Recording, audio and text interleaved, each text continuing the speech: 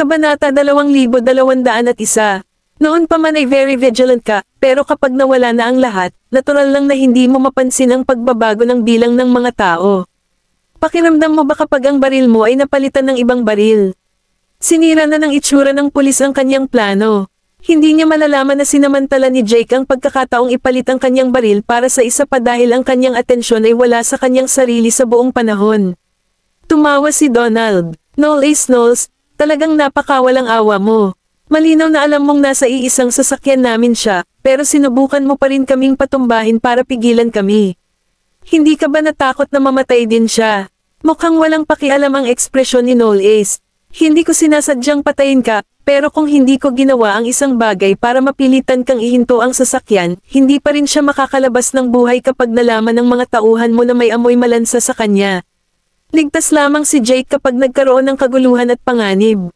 Kung si Jake ay hindi nag-improvise at nagmaneho ng kotse ng diretso sa pulis, malamang na napatay siya ni Chunky sa pamamagitan ng paglubog ng bala mula sa front passenger seat sa kanyang ulo.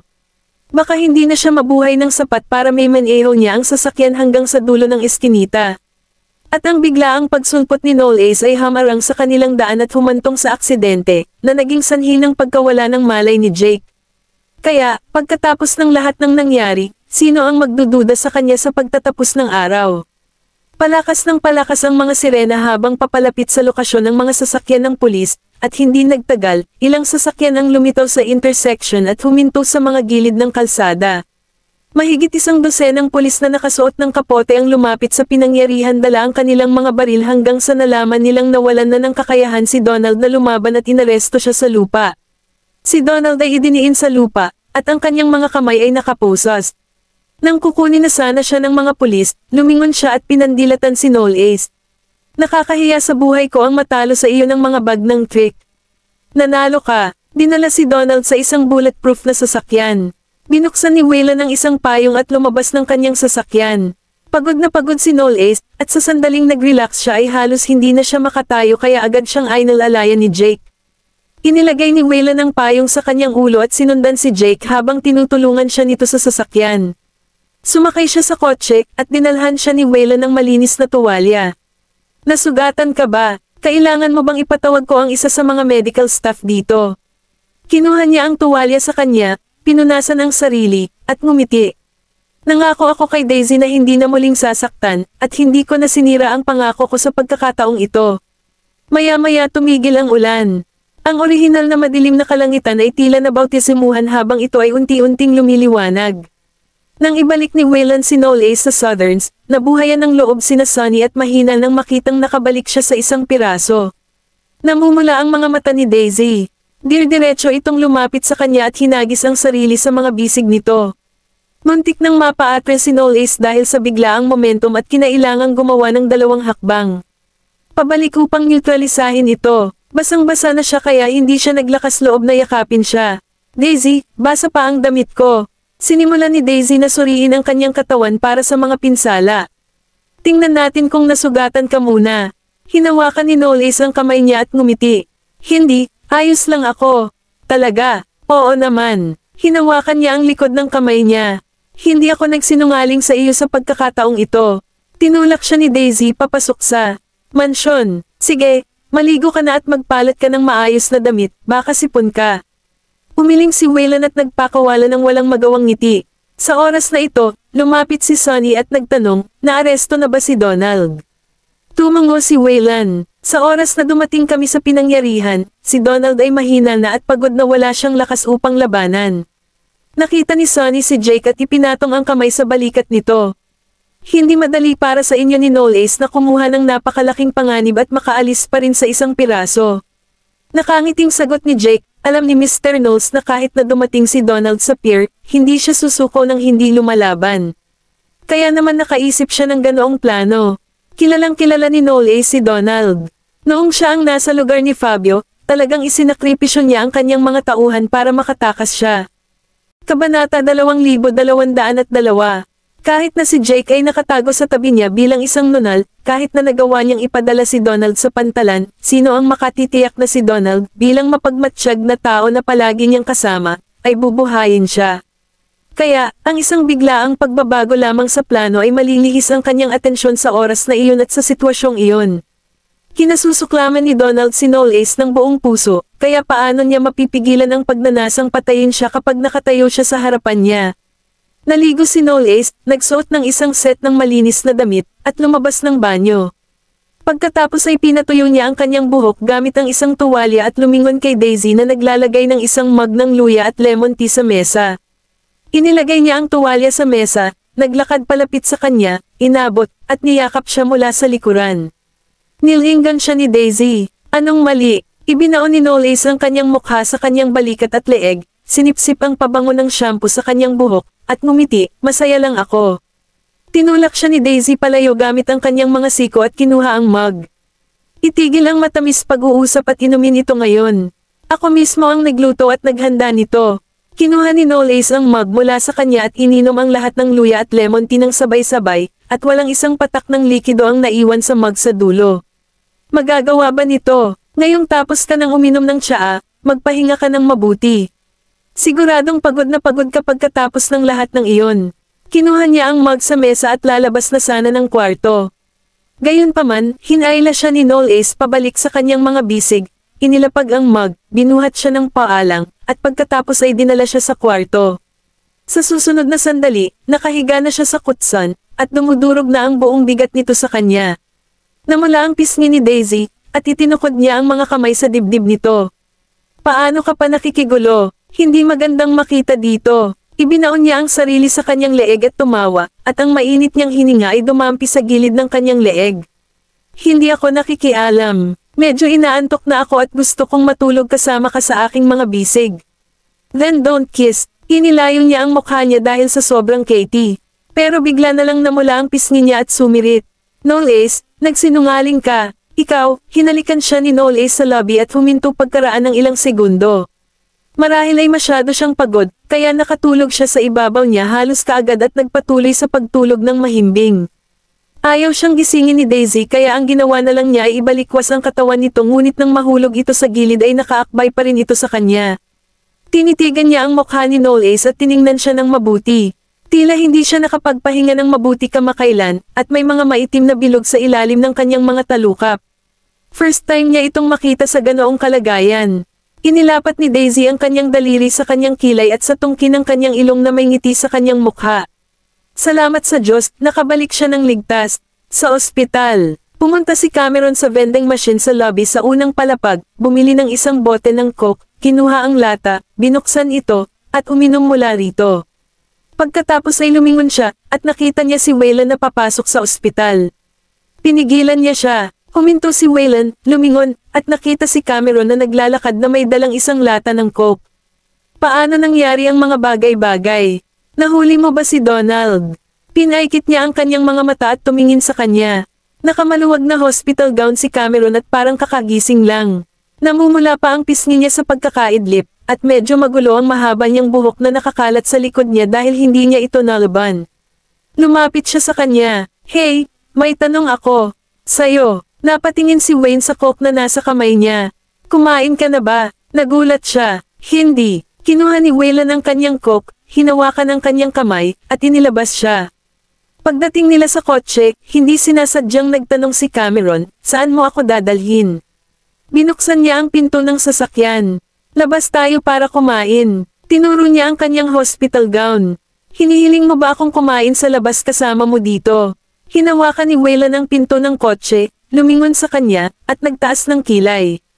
Ang hitsura mo ba ay isang bagay na mag-aalala ka? Nabulunan si Cameron sa sarili niyang mga salita. Hindi yan dapat lumabas sa bibig ng gentleman. Kailan pa ako hindi nag-aalala sa hitsura ko sa labas? Napangiti si Waylon. Pero wala akong pakialam sa itsura mo. Sa sandaling sinalubong ni Cameron ang kanyang tingin, inilipat niya kaagad ang kanyang ulo. Okay, sige na, kainan lang yan. Kabanata 2203. Pumasok si Cameron sa front passenger seat. Habang nagmamaneho, nakasandal si Cameron sa bintana ng kotse at sinandal ang kamay sa gilid ng noo niya. Hindi mo pa sinasagot ang tanong ko. Napahawak si Waylon sa manibela at huminto sa gilid ng kalsada. Tapos na ang lahat ngayon. Tumigil siya saglit at lumingon sa kanya. So, Naaresto na ba si Donald? Tumugon siya ng isang ugong at pinaatras ang sasakyan sa parking space. Ibinaba ni Cameron ang kanyang tingin. Ang pag-aresto kay Donald ay nangangahulugang tapos na ang lahat at oras na para bumalik sila sa Slakova.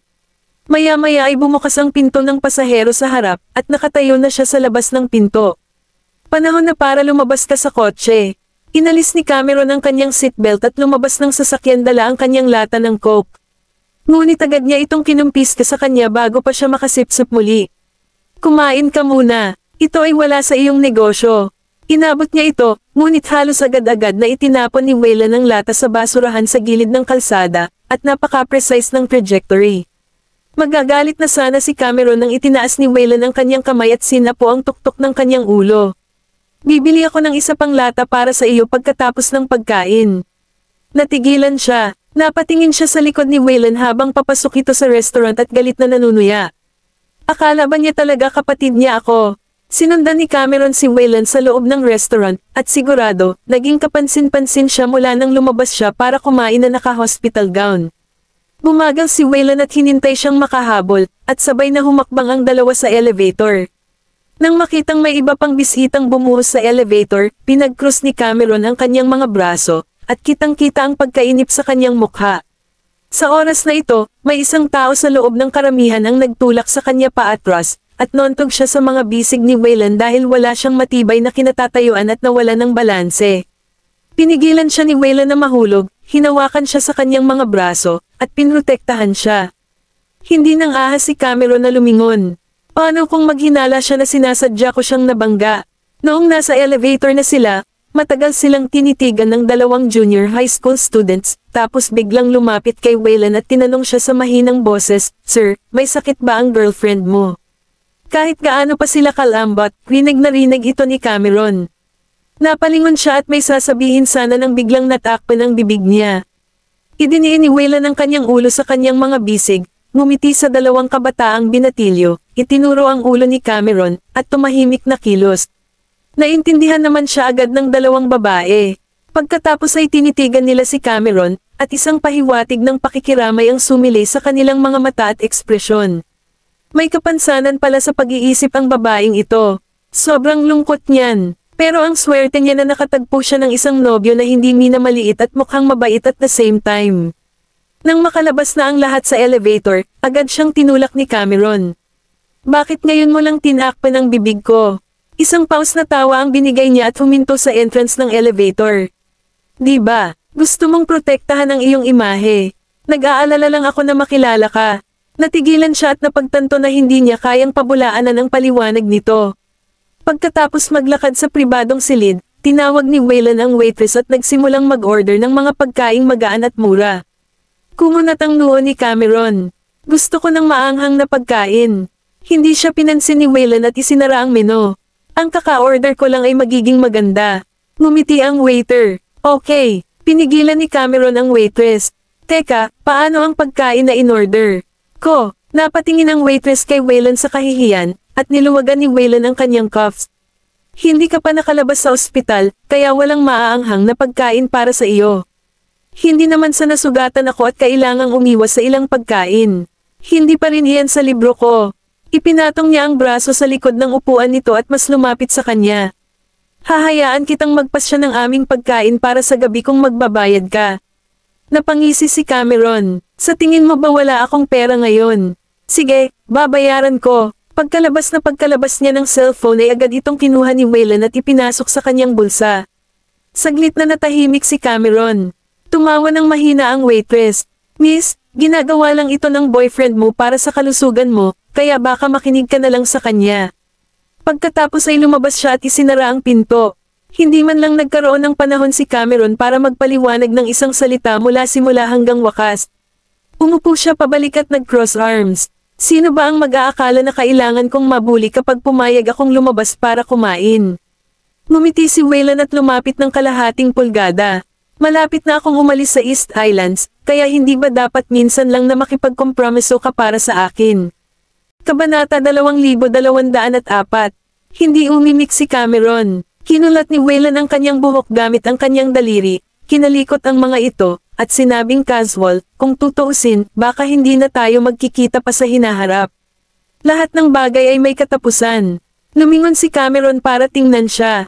Ganyan ang buhay. Inangat niya ang tingin at tinitigan siya. Tila panay ang titig nito sa kanya, at parang agresibo. Nag-init ang kanyang mga pisngi sa pamamagitan lamang ng pagtitig, at umiwas siya ng tingin. Walang kwenta kung titignan mo ako ng ganyang mga mata. Agad niyang idinagdag, hindi kita babayaran para sa pagkain na ito. Isang hint ng hilarity ang sumilay sa kanyang mga mata. Hindi ko kailangan na bayaran mo ako. Kinuha niya ang baso ng tubig sa mesa. Hindi ko rin binalak na bayaran ito. Ngumiti si Waylon at walang sinabi. Pagkatapos kumain, dinala siya ni Waylon pabalik sa ospital at ipinarada ang sasakyan malapit sa isang convenience store. Makalipas ang ilang minuto, bumalik siya sa sasakyan at inabot sa kanya ang isang lata ng Coke. Gustong kunin ni Cameron sa kanya, pero binawi niya bigla ang kamay niya.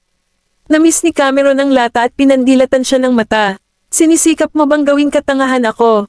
Binuksan ni Waylon ang lata at iniabot sa kanya. Nag-alinlangan siya ng kalahating segundo bago ito dali-daling inagaw sa kanya, sa takot na hindi nito ibigay sa kanya. Sumimsim siya at tumingin sa labas ng bintana. Kung hindi dahil sa katotohanan na malapit ka nang umalis, siguradong sinipa na kita ngayon. Hindi niya napigil ang tumawa. Bakit mo naman sasabihin? Gusto mo ba ng rematch pagkatapos ma-discharge sa ospital? She responded almost immediately, okay, hindi ko tinatanggap ang kinalabasan ng dati nating laban. Tiyak na hindi ako magpapakatanga sa iyo sa pagkakataong ito. Tinitigan siya ni Waylon. Anong gagawin mo kung matatalo ka? Hindi ako magpapatalo, never. Sabihin na lang natin kung matatalo ka.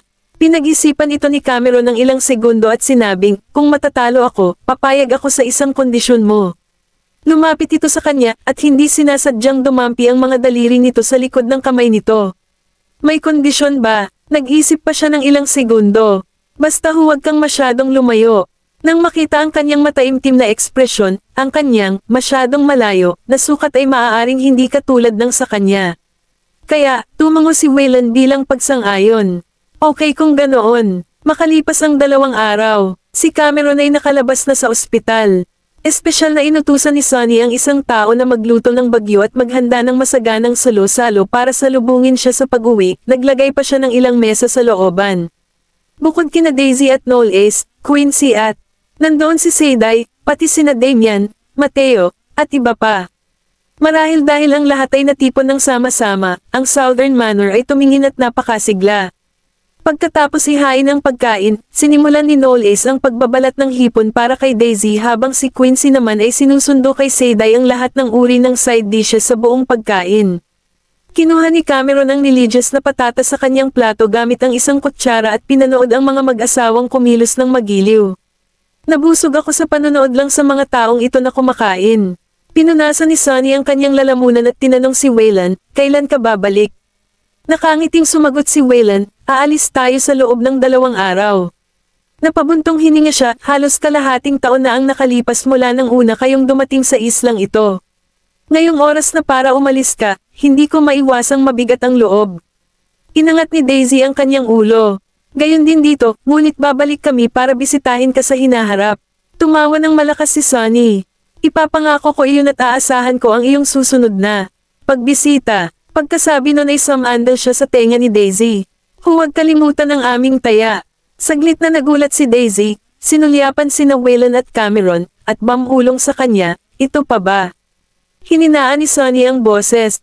Siyempre, naniniwala pa rin ako na si Cam ay may kagandahan para manalo ako sa taya. Bahagyang damilat si Cameron, yung 2 tao na nagbubulungan. May amoy malansa doon. Habang nakatitig siya sa 2 nagpapalitan ng salita, hinanap niya ang kanyang tasa na nasa hapagkainan. Sa sandaling iyon, nakita ni Waylon ang kanyang mga aksyon.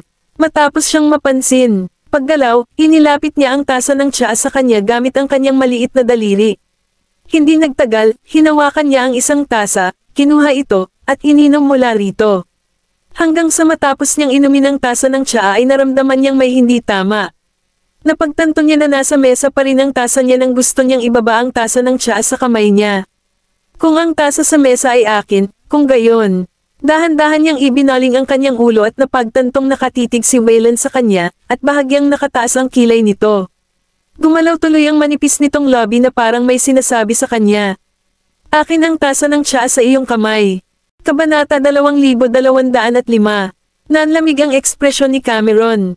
Nakaramdam siya ng sobrang hiya habang nakatitig sa tasa ng tsaa sa kanyang kamay. Gumamit lang ba ako ng mga tasa ng iba at uminom ng tsaa ng iba? Mabuti na lang at walang nakatingin sa kanya, kaya pinigilan niya ang kanyang ekspresyon, ibinalik ang tasa ng tsaa sa mesa, itinulak ito pabalik kay Wayland, at sinabi sa mahinang boses, "Anyway, hindi ako ang nawalan ng ito."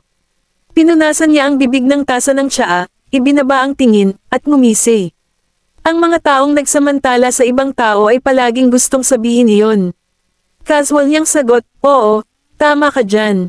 Pagkatapos ay dahan-daang nagsalin si Wayland ng tsaa sa tasa, kinuha ito, at inilagay ang tasa sa kanyang mga lobby. Natigilan si Cameron ng ilang segundo at hindi manatiling kalmado habang nangyayari iyon. Dahan-dahan niyang ininom ang tsaa, at natatakpan na ng mga lobby niya ang gilid ng tasa na may marka pa rin ng kolorete nito. Ang paraan ng paglunok niya ng tsaa at pagpunas sa gilid ng kanyang lobby gamit ang kanyang hinlalaki ay kahit papaano ay napaka-seductive sa kanya sa sandaling ito. Parang sinadya pero seryoso rin at the same time.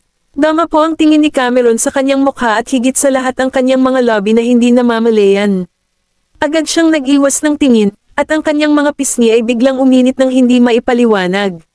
Di ko pinansin at pabaya. Pero malinaw na alam niya na lasing ako sa tasang iyon. Inilapag ni Cameron ang kanyang mga pinggan at tumayo. Lahat ng nasa mesa ay nakatingin sa kanya.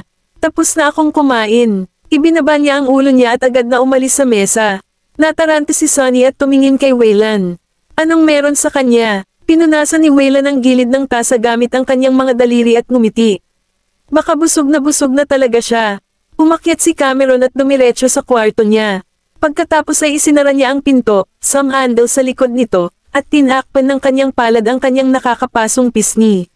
Siguro sinasadya niya yun, di ba? Hindi natapos ang handaan sa ibaba hanggang sa tanghali. Masyadong marami si Sonny sa buong pagkain dahil maraming toast ang iminungkahi ni Damien at ng kanyang mga tauhan. Nahihilo talaga siya, at pinabalik siya ng mayordoma sa kanyang silid para magpahinga. Sasabihin na sana ni Daisy na gusto niyang umakyat para makita si Cameron, ngunit niyakap siya ni Noel Ace sa mga balikat. Mukhang hindi ka ang angkop na kandidato para sa gawaing ito. Nagulat siya saglit, nang makitang parang may alam si Noel Ace, pinaikit niya ang kanyang mga mata. Narinig mo ba ang lahat? Noong bamulong ako kay Sonny, nakaupo siya sa tabi ko, kaya malamang narinig niya ang pinag-uusapan namin. Tumawa si Noel Ace, hindi ko narinig, nakita ko. Nagtaka siya, ano ang nakita mo? Ngumiti si Noel Ace at walang sinabi. Sa oras na ito, nakatayo sina Wayland at Quincy sa looban.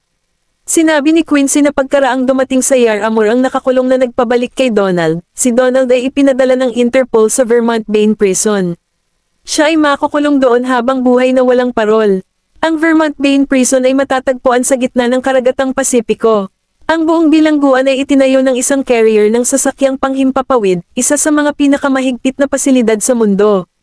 Ang pangunahing katawan ng pader ay gawa sa lubhang matibay na metal, at mayroong higit sa 1,000 kamera na naka-install dito. Ang lahat ng mga bilanggo nito ay karaniwang nasa ilalim ng 24/7 na pagbabantay.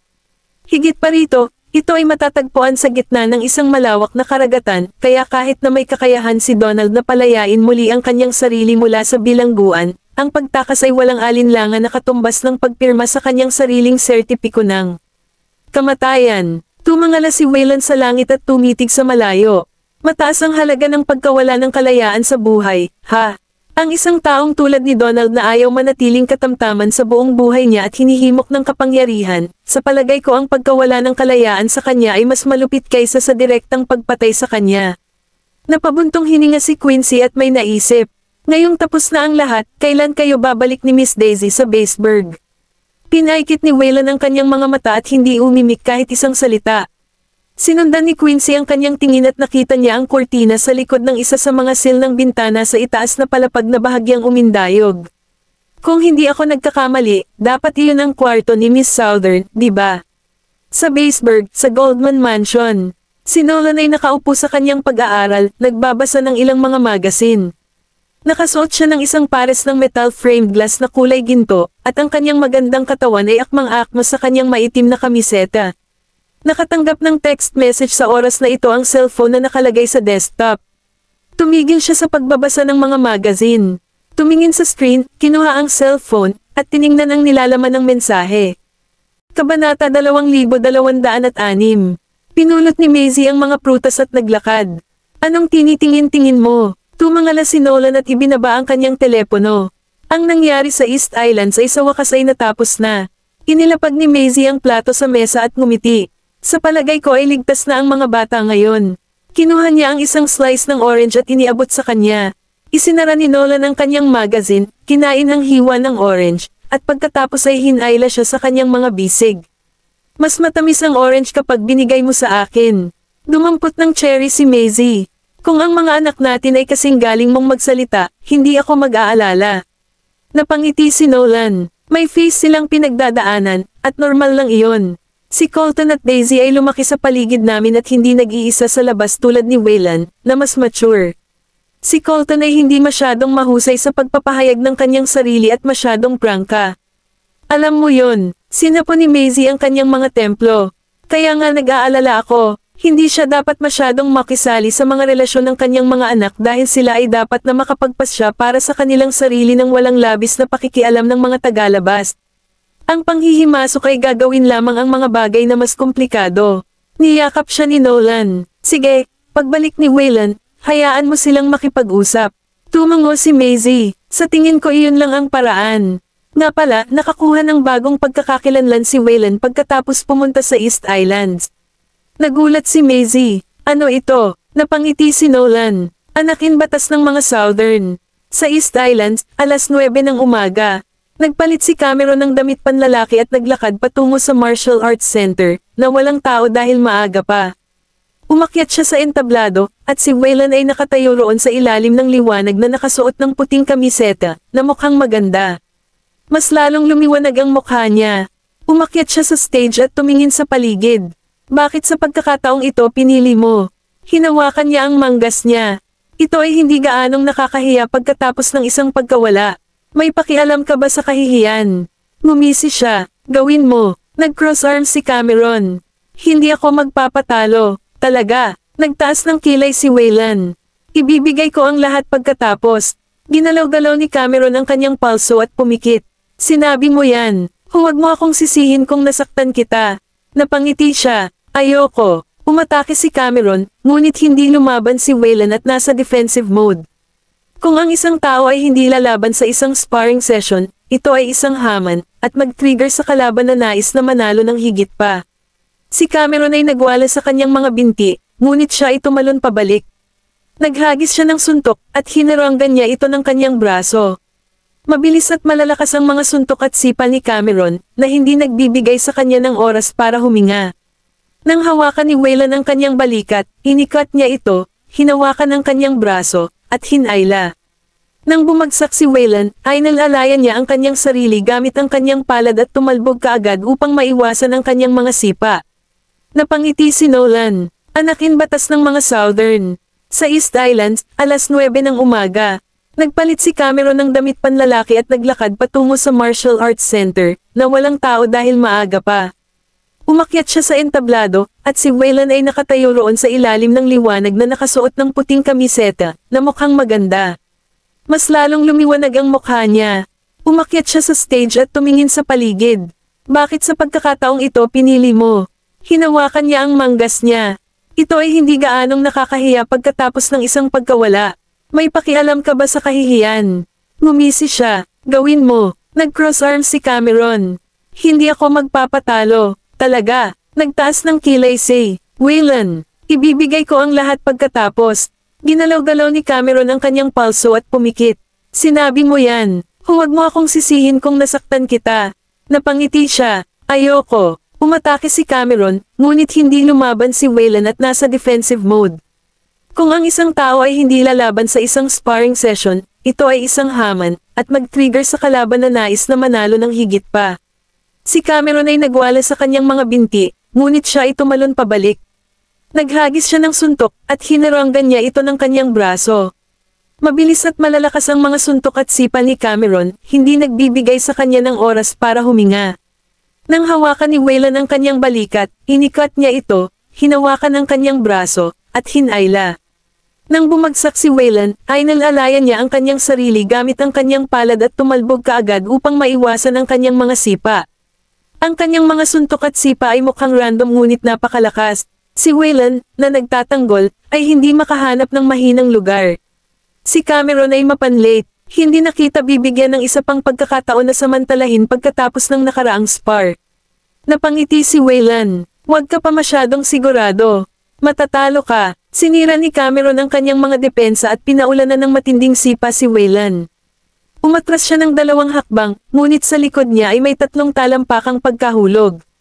Nakuha niya ang kanyang balanse, ngunit tatama sa kanya ang kamao ni Cameron.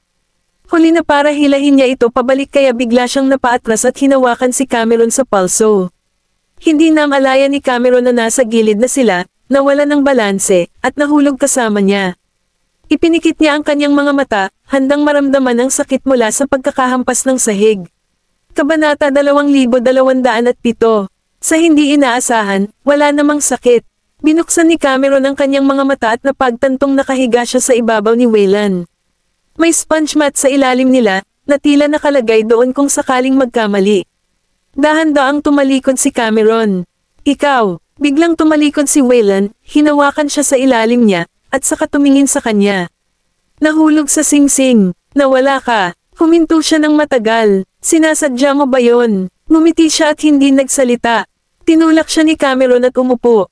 "Hindi ka rin nanalo." Napangiti si Waylon. "Hindi ko sinabing kailangan kong manalo. I just bet na matatalo ka." Natigilan si Cameron dahil pakiramdam niya ay niloko siya. Sinuntok niya si Waylon sa balikat kaya napabalikwas siya sa banig na parabang nasaktan talaga siya. Napagtanto ni Cameron na gumamit siya ng labis na puwersa, kaya mabilis niyang tiningnan siya. "Hey, okay ka lang?" Hindi siya nagsalita. Nag-alala si Cameron, kaya inilahad niya ang kanyang kamay para tingnan ang balikat nito. Hinawakan niya ang kanyang palso at hinayla sa kanyang mga bisig, na nagpabagsak kay Cameron dahil hindi niya ito inaasahan. Nakatitig sa mukha nitong ilang pulgada ang layo, tumigil siya sa paghinga at pinagdikit ang mga labi. Mamulong sa kanya ang hininga ni Waylon, at sa sobrang lapit ng mga labi nito ay halos maghalikan. "Nag-aalala ka ba sa akin?" Pinagpapawisan ang mga palad ni Cameron na itinutulak sa kanyang dibdib habang ang puso niya ay tumibok na tila ba hihinto ito anumang minuto. Natuyo ang labi niya, at napalunok siya. Ang isang hindi maliwanag na relasyon ay nadama na mas matindi kaysa sa isang prangka. Bigla siyang hinawakan ni Waylon at binasag ang kalabuan. Napakahusay niyang kontrolin ang emosyonal na distansya. "May utang ka sa akin." Naguguluhan siya. "Anong kondisyon?" Tumayo si Waylon. "Hindi ko pa naiisip yan. Gabi na, kaya magpahinga ka na." Inilahad nito ang kamay sa kanya. Tinabi ito ni Cameron at bumangon mag-isa. "Masama, Tuso." Galit siyang umalis pagkatapos sabihin ang mga katagang iyon.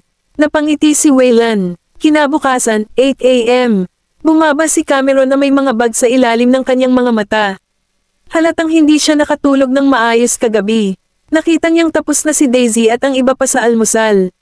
Wala si Waylon, kaya nakahinga siya ng maluwag, humila ng upuan, at kumuha ng slice ng toast. Napatingin si Daisy sa kanya. "Hindi ba nakatulog ng maayos, Cameron?" Tumungo siya. "Ako ay binge nanonood ng isang palabas." "Nanonood ka ng mga palabas?" Tumingin si Sonny sa kanya ng may pagdududa. Ano ang punto nito? Kung napanood niya ang mga ito, naliwanagan sana siya. Kinuha ni Cameron ang baso ng gatas at hindi sumagot. Tumingin si Sonny kay Daisy. "Babalik ka sa Baseburg bukas." Natigilan si Cameron at hindi nagsalita. Tumango si Daisy. "Mga tiket para bukas ng hapon." Pinandilatan ni Sonny si Cameron at sinabing, hindi pa nakapunta si Cam sa Baseburg dati. Magiging maganda para sa kanya na makita ang mundo. Napangiti si Daisy. "Tatanggapin ko siya ng bukas ang mga braso." Ibinaba ni Cameron ang kanyang baso. "Hindi ako pupunta." Nagulat si Sonny dahil akala niya ay pag-iisipan niya ito, ngunit agad niyang isinara ang ideya. Kinagat niya ang kanyang dila. "Gusto ko lang na pumunta ka at magpahinga, magsaya, at magkaroon ng mga bagong kaibigan.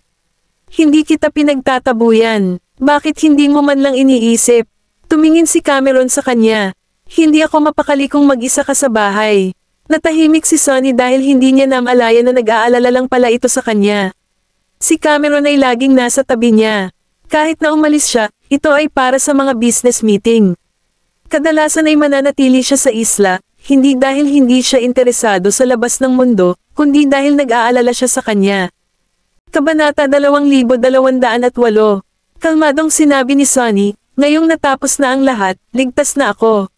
Hindi mo kailangang mag-alala, si Mahina, ang mayordomo, at si Damien ay pupunta dito. Mas magiging carefree ako kapag wala ka. Ibinaba ni Daisy ang kanyang mga kubyertos at bumangon. Sir Cameron, tapos na po ako. Susuriin ko sila. Iniwan niya ang espasyo para sa mag-ama. Pagkaalis ni Daisy, malungkot na tinanong ni Sonny si Cameron. Ano ang tingin mo kay Willie? Tumingin siya sa paligid. Anong ibig mong sabihin? Sa tingin mo ba hindi ko masasabi? May nangyayari sa inyong dalawa, at may nararamdaman siya para sa iyo. Napakaseryoso niya. Nagulat si Cameron. Kalokohan iyon. May nararamdaman ba sa akin si Wayne? Ikaw lang ang nakakaalam kung kalokohan ba iyon o hindi. Kinuha ni Sonny ang napkin at pinunasan ang gilid ng lobby. Isipin kung ano ang nararamdaman mo kapag nasa tabi mo siya, pagkatapos ay kung ano ang nararamdaman mo kapag nakikipag-hangout ka sa ibang mga miyembro. Pagkatapos noon, dinampot ni Sonny ang kanyang tungkod at umakyat sa itaas. Natigilan si Cameron sa kinatatayuan, ang gulo ng isip niya. May nararamdaman ba talaga si Waylon sa kanya? Pagkatapos ng almusal, nagdidilig si Cameron sa mga halaman sa hardin at hindi ito pinansin. May nakatayo sa koridor, nagmamasid sa kanya saglit, saka dahan-daang lumapit. Sinusubukan mo bang lunurin ang mga bulaklak? Nang marinig niya ang boses na iyon, tumigil siya ngunit hindi lumingon. Lalaki silang muli, tumingin si Waylon sa ibaba. Babalik ako sa Baseburg bukas. Pinatay ni Cameron ang balbula at humarap sa kanya. Ang naramdaman niya noong kasama niya ito ay tiyak na iba sa naramdaman niya noong nakikipag-hangout siya sa ibang mga lalaki. Dahil siguro sa traito nila sa kanya na parang lalaki, kaya namumukod tango si Waylon. Napapikit si Waylon. Anong mali? Biglang naglakad si Cameron papunta sa kanya at huminto ng 1 pulgada ang layo bago ito dahan-daang lumapit sa kanya. Hindi lumayo si Waylon at nanatiling nakatingin sa kanya. Ipinatong ni Cameron ang kanyang kamay sa kanyang dibdib, na ikinagulat niya. Ang iyong tibok ng puso ay normal. Kung may nararamdaman siya para sa kanya, bakit naging normal ang pintig ng puso niya nang nilapitan siya nito? Nagtaas ng kilay si Waylon at biglang lumapit sa kanya, hamihip ang hininga nito sa kanyang noo. Ano ang sinusubukan mo? Napaatras siya ng ilang hakbang dahil sa gulat. Bakit bumilis ang tibok ng puso niya? May nararamdaman ba siya para sa kanya? Nagkaroon. Nahulog siya sa kanya. Nagtataka niyang tanong. Hindi ba mas bumibilis ang tibok ng puso mo kapag may babaeng lumalapit sa iyo? Siya lang ba ang nagkaroon ng ganoong sintomas? Niloloko lang ba siya ng kanyang ama, at wala talagang nararamdaman si Waylon para sa kanya? Bahagyang tumawa si Waylon. Sariling reaksyon mo ba ang sinasabi mo? Agad naman itong itinanggi ni Cameron. Hindi. Dahan-daang naglakad si Waylon palapit sa kanya. Kung gusto mo talagang subukan ito, mayroon akong paraan upang gawin ito. Bago pa makapag-react si Cameron ay nasa braso na niya ito. Idiniin niya ang mga palad niya sa dibdib nito. Bumibilis ang tibok ng puso niya at nakaramdam ng init sa palad niya. Ibinaba niya ang kanyang ulo, inilapat ang kanyang mga labi sa kanyang noo, pagkatapos ay hinawakan ang kanyang buhok at sinabi sa mahinang boses, nararamdaman mo ba ito? Dinilaan ni Cameron ang tuyong labi at hindi alam kung ano ang sasabihin. Ang palad niya na nakadikit pa rin sa dibdib niya ay parang nakadikit doon at hindi niya ito maalis. Mamantong hininga si Waylon sa kanyang kilay at ilong habang nanlilisik ang kanyang mga mata sa kanyang labi. Pinunasan ni Cameron ang kanyang mga pilikmata. Nang halos magkadikit na sila, nagulat siya ng isang iglap, na nanggaling sa itaas at itinulak siya palayo. Kabanata 2209. Si Sonny, na nakunan ang sandali, ay dumuko sa likod ng isang pader. Namula ang mukha ni Cameron. Nakaramdam siya ng sobrang awkward at tumakbo pabalik sa bahay. Hinawakan ni Waylon ang kanyang palad sa kanyang pisngi dahil nawala ang kanyang lamig. Tumakbo si Cameron sa study at binuksan ang pinto. Si Sonny ay nakaupo sa likod ng mesa at nagbabasa ng kanyang pahayagan na nagkukunwaring walang nangyari. Naglakad siya at inilahad ang kanyang kamay. Ibigay mo sa akin ang iyong telepono. Tumangala siya at ngumisi. Bakit? Ganyan ka ba makipag-usap sa tatay mo? Susuriin mo ang aking telepono. Hindi pwede. Nag-cross arms si Cameron. Hindi mo tatanggalin. Lumingon si Sonny at mamulong, hindi, sa wakas nakuha ko na ang litrato ng aking manugang. Wala akong dignidad kung tatanggalin ko lang ito dahil lang sa sinabi mo. Nabulunan siya, Mangang, ngumisi si Sonny at tinupi ang dyaryo. Tinanggap ko na siya, kaya hindi mo siya tatanggihan. Pagkatapos noon, nagpatuloy siya. Siya ay napakahusay na tao. Kahit si Minzy ay nakikita iyon, ngunit hindi mo pa rin alam. Kung hindi ako nagpumilit, umalis na siya. Matalino ka sa karamihan ng mga bagay ngunit hindi tungkol sa iyong sariling damdamin. Mapahamak ako kung hindi ko ito ipaalala sa iyo. Nawala nang masabi si Cameron. Pakiramdam ko ay matagal na itong pinaplano ni Sonny, at nalaman na lang niya sa dulo. Matigas na sabi ni Cameron, hindi mo lang magagamit ang larawang iyon, kailangan ko. Ang aking dignidad, may pakialam ka sa dignidad. Tumingin si Sonny sa kanya ng seryoso ang mukha. Bakit hindi ka nahiya nang humingi ka ng tseke sa kanya? Natigilan si Cameron. Paano mo nalaman ang tungkol dyan? Hindi mahalaga kung paano ko nalaman. Kailangan mong bayaran ng pera kahit na kailangan mong magtrabaho sa Baseburg. Wala kaming utang. Ang ilang milyong dolyar ay hindi gaanong mahalaga sa kanya, ngunit tinatakot lang niya ito. May utang nga siya. Kailangan lang niyang gumawa ng paraan para madala siya sa baseball kahit anong mangyari. Tumalikod si Cameron. Mayroon akong ilang milyon. Ang pera sa iyong account ay sa akin din. Napangisi si Cameron. Kung kailangan mong ipilit, ang natitira na lang sa akin ay ang buhay ko. Maaari kitang tulungang bayaran ito kung gusto mo. Napangiti si Sonny. Lumapit ka sa kanya at bigyan mo ako ng isang chubby na apo sa loob ng 1 taon, at babayaran ko ang utang mo. Kaya mo yan mag-isa. Pulang-pula ang mukha ni Cameron sa galit nang sumugod siya palabas. Napasmirk si Sonny dahil wala siyang kapare sa kanya. Kinuha niya ang kanyang telepono, binuksan ang larawan, at ipinadala ito kay Damian upang ipakita. Inis na inis ni Damian at hinaranggan siya. Kinahapunan, bumalik sina Daisy at Noel Ace mula sa pamimili at nakita nila si Sonny na naglalaro sa kanyang butiki sa hardin, na tila nasa mabuting kalagayan. Lumapit siya at iniabot ang kahon ng tsaa sa kanya. Alam kong mahilig ka sa tsaa, kaya kinuha ko ito para sa iyo. Kinuha ni Sonny ang box at nagulat. Nako, hindi na kailangang gumastos ng pera. Napangiti si Daisy. Babalik tayo bukas, at hindi ko alam kung ano ang ibibigay sa iyo. Mangyaring panatilihin ito. Maliit na regalo lang. Sige, dahil magiging pamilya na tayo, tatanggapin ko na lang. Nagtaas ng kilay si Daisy. Napaka-confident mo dyan. Kinawayan ni Sonny ang kamay niya. Kanina pa ako, sigurado ako. Ako ang mananalo sa taya na ito. Pagkasabi noon ay tahimik niyang ipinakita sa kanya ang larawan sa telepono. Nagulat si Daisy. Napakalaki ng pag-unlad nila. Paanong hindi ko malalaman ang tungkol dito? Ngunit higit sa lahat, si Wayland ba ay isang taong gagawa ng inisyatiba? Kabanata 2210. Iyon ay hindi ka panipaniwala. Napakamot ng pisngi si Daisy. Ano ang iyong mga tuntunin? Sabi ni Sonny, wala naman masyado. Ang gusto ko lang ay makahanap si Cam ng lalaking makakapareha sa kanya. Sa tingin ko ay mabuting tao ang iyong kapatid, at sana ay hindi ako nagkamali tungkol dito. Biglang nakonsensya si Daisy, pero mukhang hindi naman gustong pumunta ni Cameron sa Baseburg. Hindi ko alam kung magandang ideya na ipilit na pumunta siya. Kahit na ginawa ito ni Sonny para sa kanyang kaligayahan, nadama na parang ang pagpilit sa kanya na pumunta sa Baseburg para sa kanyang kapatid ay hindi ang tamang paraan upang gawin ito. Napangiti si Sonny. Walang makakapagpagawa sa kanya kung ayaw niya. Hindi ko alam kung paano, pero paano kung gusto niyang pumunta. At least hindi siya pinilit na pumunta. Kahit nalokohin siya, walang saysay kung hindi siya papayag. Kilalang kilala niya ang kanyang anak na babae. Ayaw lang niyang aminin ang nararamdaman niya kahit kanino. Kinabukasan, pagkatapos ng almusal, pumunta ang party sa pier. Aalis ng 10:15 AM ang barkong nakadaong doon. Ipinadala sila ni Sonny, Mahina, at ng mayordomo sa pier, at naroon din ang ilan sa mga miyembro ng Southern Clan. Tumingin si Daisy kay Sonny at sa iba pa ng mabigat ang loob. Alagaan mo ang sarili mo.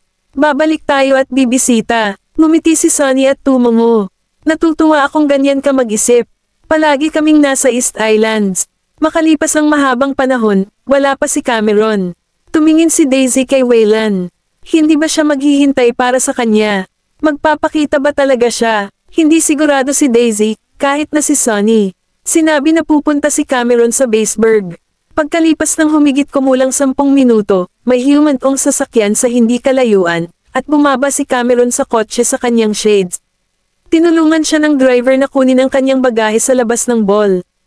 Naglakad siya palapit dala ang kanyang bagahe.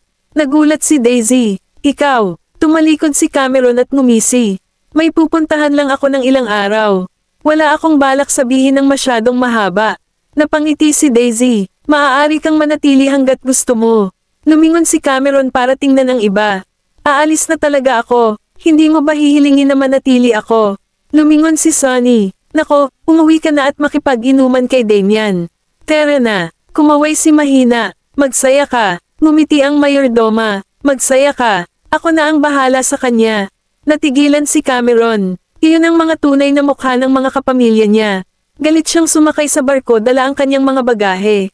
Napatingin si Waylon kay Cameron at hindi niya maiwasang mapangiti. Naglakad palapit sa kanya si Daisy. Tara na. Sumakay siya sa barko kasama sina Knowles at Waylon na malapit sa likuran. Ang barko ay tumulak sa malawak na karagatan. Nakaupo si Cameron sa kanyang cabin, nagbabasa ng magazine, nang ipasok ni Daisy ang kanyang ulo. Cameron. Tumalikod siya at isinara ang magazine niya. Ano ito? Pumasok si Daisy sa kanyang cabin, isinara ang pinto, at umupo sa sopa. Pumunta ako para makita ka dahil baka naiinip ka. Itinabi ni Cameron ang kanyang magazine. Bihira lang na hindi ka nakakasama ng asawa mo at sa akin. Iba naman. Lumapit si Daisy sa bintana at hinawi ang mga kortina. Ang sinag ng araw ay sumikat habang ang tubig ay kumikinang. Ang unang pagkakataon na umalis ako sa bahay ay upang mag-aral sa Yar Amor kasama si Colton. Nagulat si Cameron at napapikit. Sinisikap mo bang pasayahin ako? Tumalikod siya na may malawak ng ngiti. Nag-aalala lang ako na baka malungkot ka. Humalaklak si Cameron. Bakit naman ako malulungkot? Makakabalik pa ako. Hindi pa ako nakakapunta sa Baseburg noon, kaya magandang bisitahin ito.